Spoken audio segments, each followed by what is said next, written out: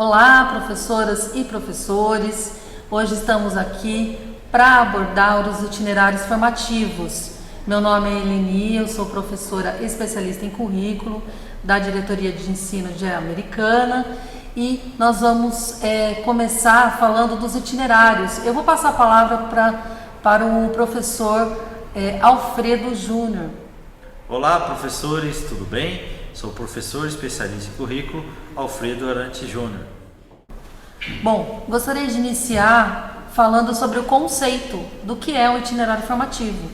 O itinerário formativo é um conjunto de unidades curriculares, ele é composto por 6 unidades curriculares. Nós vamos abordar hoje a primeira unidade curricular do meu papel no desenvolvimento sustentável. Essas unidades curriculares, elas compreendem o que exatamente?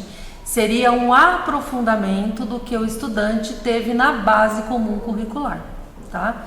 Então, nós estamos, vou passar aqui nesse slide que vocês estão observando, nós temos aqui as 2 unidades curriculares que estão presentes na segunda série do ensino médio, a unidade curricular 1, que é a água e energia, que nós vamos abordar hoje, a 2 é o projeto Casa Sustentável e a unidade curricular 3 e 4, ela aparece na terceira série do ensino médio, no primeiro semestre, e a unidade curricular 5 e 6, ela aparece no segundo. O meu papel no desenvolvimento sustentável, na unidade curricular 1, nós temos então 4 componentes: zoonoses tropicais, energias limpas, estatística na saúde pública e meio ambiente e água e solvente universal.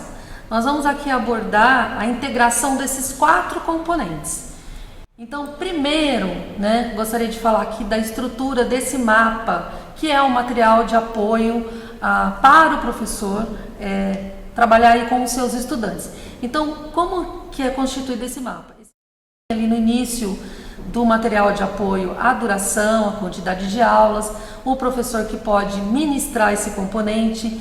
Existem aí logo nas primeiras páginas as informações gerais do que será abordado em cada componente, os objetos do conhecimento e, lógico, não poderia deixar de faltar as habilidades do currículo e as habilidades dos itinerários formativos. Então, dando continuidade aqui, pessoal, os itinerários formativos, eles contemplam 4 eixos estruturantes. O eixo da investigação científica, dos processos criativos, a mediação e intervenção sociocultural e o empreendedorismo.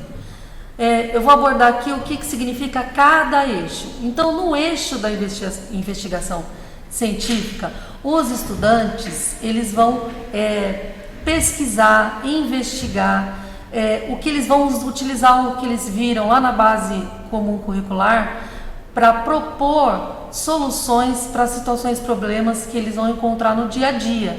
Para isso, eles vão precisar investigar, fazer as investigações. No eixo dos processos criativos, os estudantes vão realizar projetos relacionados à criatividade, eles vão propor ali soluções inovadoras. No eixo da mediação e intervenção sociocultural, os estudantes então vão contribuir ali, vão usar as contribuições que eles puderam aprender ali na base comum curricular para propor soluções que contribuam para situações que estão relacionadas ao social, às questões sociais. E no empreendedorismo, tudo aquilo que eles criaram, essas soluções, eles podem propor projetos, produtos, modelos, protótipos, e eles podem colocar isso no mercado. Então, por isso que esse eixo é chamado de empreendedorismo. Eles vão poder empreender. Continuando aqui, com os itinerários formativos, nós conseguimos observar, então, a partir dos 4 componentes que eu citei lá no início, zoonoses, estatística, energias limpas e água solvente universal, a gente consegue observar a integração entre essas diferentes áreas, Então, como? Eu vou colocar aqui para vocês como que o professor pode integrar esses 4 componentes. O professor ele pode fornecer aos estudantes um roteiro de informações sobre as principais zoonoses, mas não só aquilo que se restringe ao ciclo de vida, que é o que a gente fazia lá anteriormente, né? Então aqui, o que o mapa está propondo? Ele está propondo que o professor dê informações sobre os aspectos epidemiológicos, distribuição geográfica, a relação entre os aspectos sociais e ambientais, não apenas restringir ao ciclo de vida, aos agentes transmissores e causadores dessas diferentes doenças e zoonoses. Então, a partir dessas informações que o professor pode passar para os estudantes, ele pode propor ali pesquisas, né, sobre as principais zoonoses que estão ao entorno da escola. Então, e aí, como que isso vai se integrar com os outros componentes? Então, por exemplo, componente de água solvente universal. Ele pode colocar ali, será que essas doenças, essas zoonoses que nós estamos estudando, elas podem estar relacionadas com a qualidade da água, né? Então, pode existir algum fator ambiental que vai estar envolvido no aparecimento dessas doenças? Isso está relacionado com a questão da água. Uma outra integração que o professor pode fazer é em relação ao componente energias limpas, né? Então, neste componente, o aluno ele vai compreender a importância de se aumentar a participação das energias renováveis na matriz energética global, né? Nós sabemos aqui que nós temos a nossa matriz energética, ela é focada na matriz hidrelétrica, nas hidroelétricas, né? Então é importante que ele conheça os geradores elétricos, tudo aquilo que está relacionado com a produção de energias limpas e também sobre a importância das matrizes energéticas, né? É importante que o aluno tenha conhecimento que é importante o amplo acesso ao baixo custo dessa energia, que ela seja de qualidade, né? E isso também vai impactar na saúde.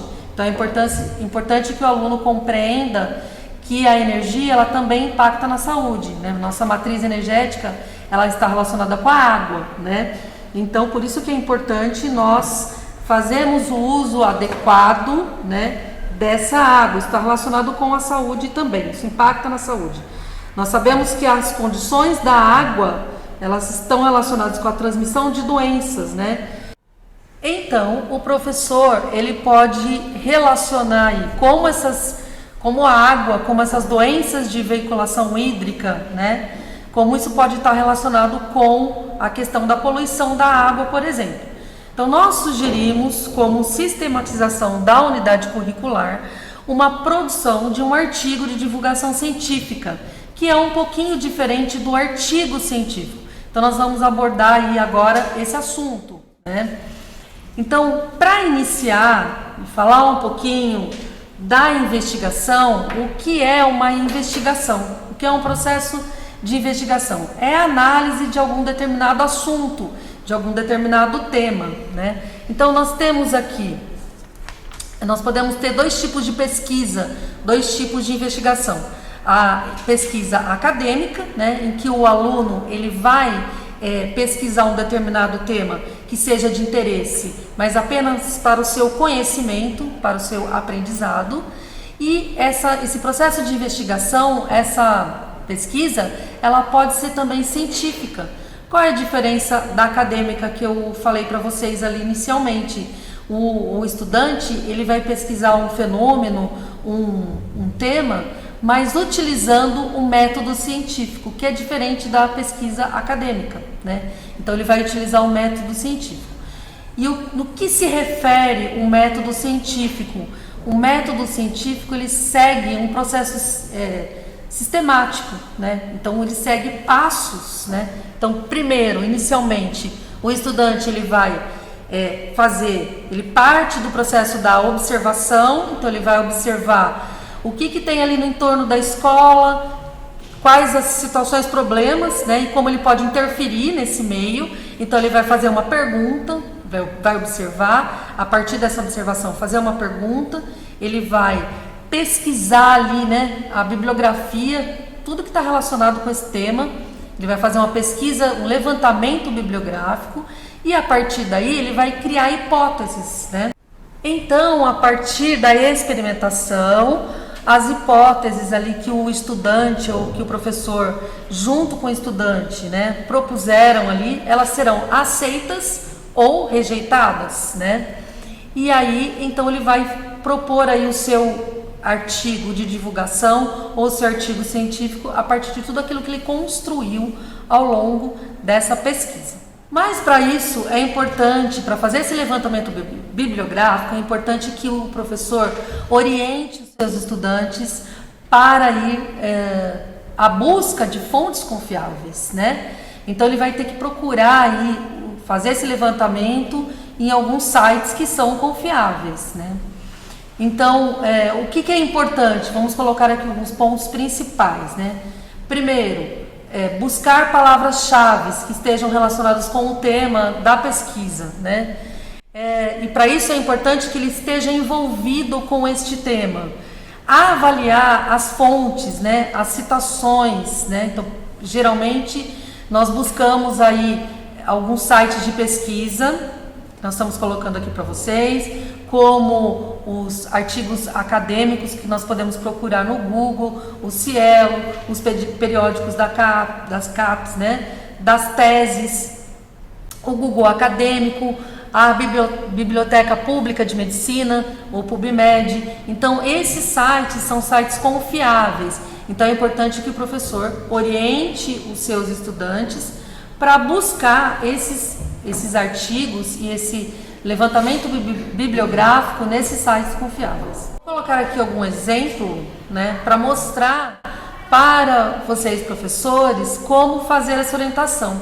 Então, um dos exemplos é utilizar o site da Biblioteca Pública de Medicina, né? Nós digitamos aí no Google, né, o PubMed, e os estudantes aí utilizando as palavras-chave que estão relacionadas com o tema a ser pesquisado, vão encontrar aí uma série de informações.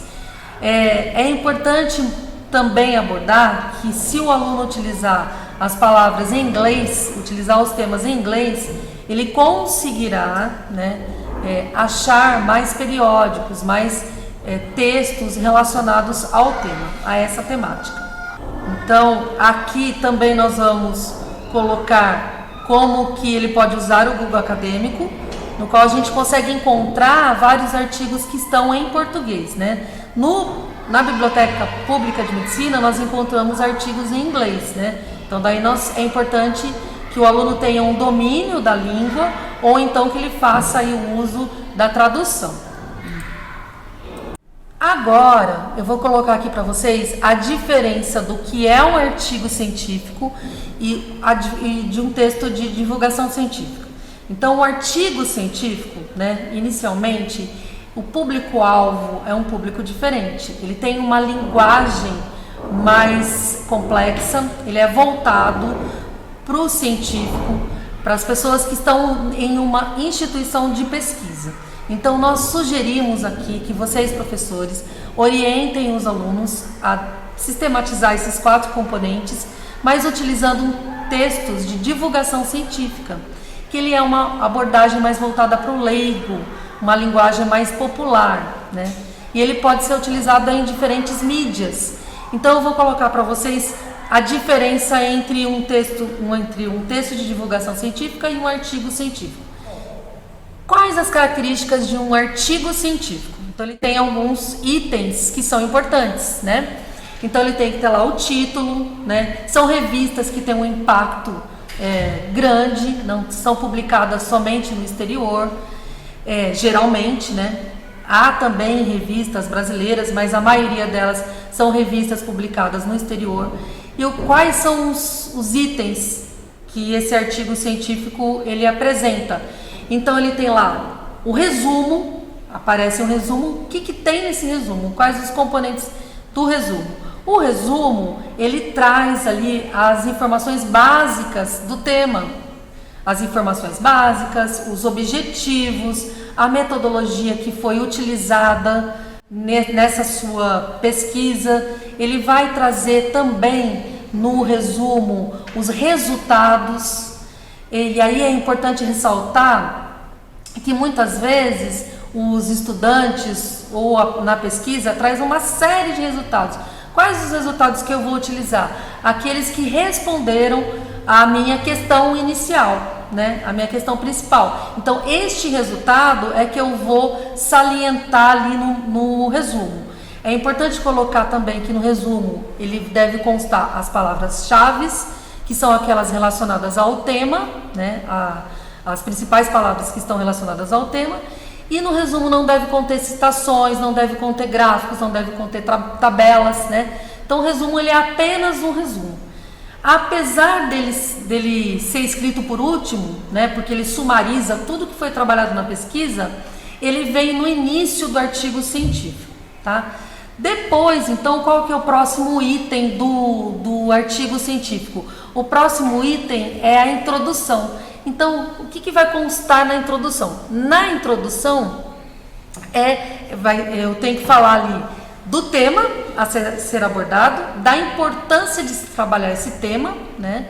E eu posso colocar também os principais autores que já estudaram esse tema. Então, é importante aí, nesse momento, irão aparecer as citações. Eu posso colocar os autores que já estudaram esse tema, mas sobre outro aspecto, sobre outra visão, né? Porque o importante é que essa pesquisa seja inédita, então eu vou colocar em um outro aspecto sobre esse tema.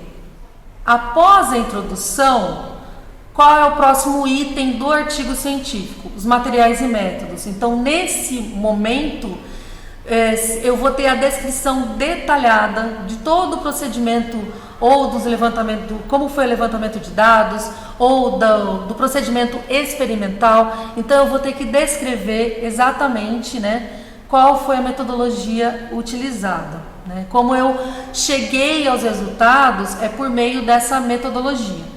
Após então a metodologia, qual que é o próximo item do artigo científico? Os resultados. Aqui eu posso colocar os gráficos, as tabelas. É importante que eu tenha ali as legendas sobre cada figura, o que se trata cada figura, né?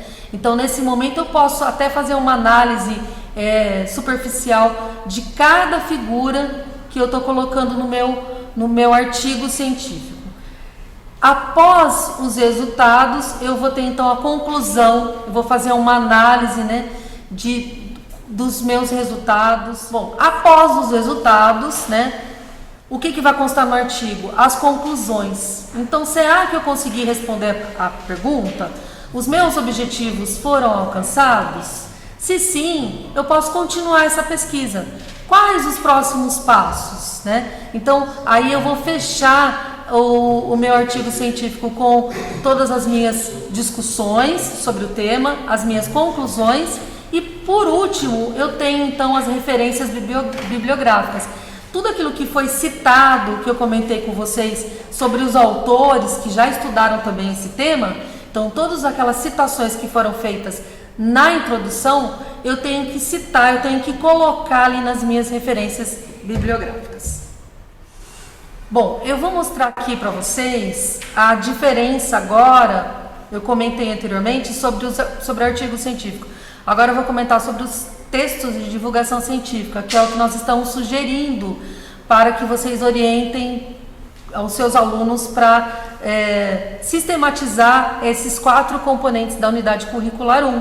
Então, no texto de divulgação científica, qual que é a importância dele? Ele é um texto que pode conter figuras, conter imagens, né? Ele é mais acessível, é uma linguagem mais voltada para o leigo, uma linguagem mais popular, né?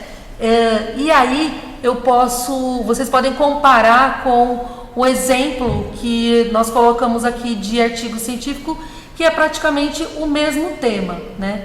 Só que aqui é um texto que vai utilizar mais imagens e mais figuras e que ele também é importante, que se vai colocar aquele mesmo assunto de uma forma mais objetiva, mais clara e que ela tem um alcance maior.